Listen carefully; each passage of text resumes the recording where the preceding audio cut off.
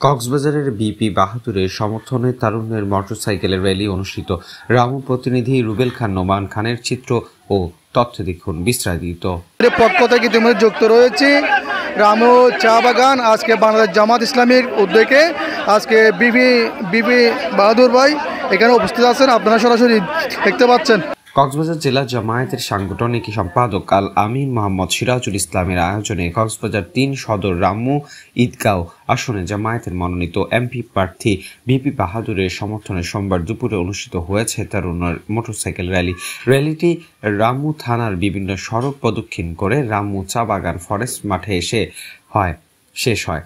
আয়োজনটিকে ঘিরে এলাকা জুড়ে তরুণদের ব্যাপক উপস্থিতি দেখা যায়। সমাবেশস্থলে অংশগ্রহীদের রয়েছে খাবারের ব্যবস্থা করা হয়।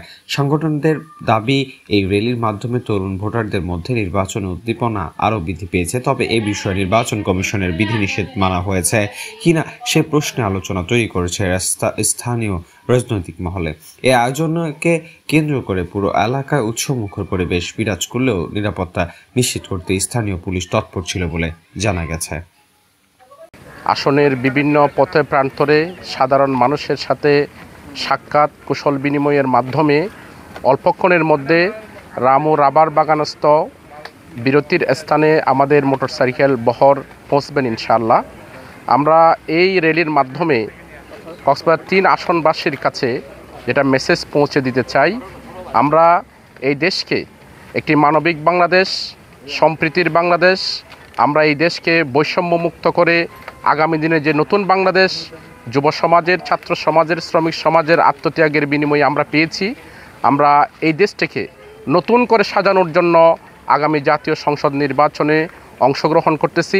আমরা প্রত্যাশা করব কক্সবাজার সদর রামু ঈদগাঁওবাসীর কাছে মা বোনের যে স্বপ্ন, বেকারত্ব, দারিদ্র্য দূরীকরণ এবং সকল শ্রেণী পেশার মানুষের সমানাধিকার, মানবাধিকার, নাগরিকদের অধিকার নিশ্চিত করার জন্য আগামী জাতীয় সংসদ নির্বাচনে কক্সবাজার ৩ আসনে জামাত ইসলামী মনোনীত প্রার্থী, দাঁড়িপাল্লার প্রার্থী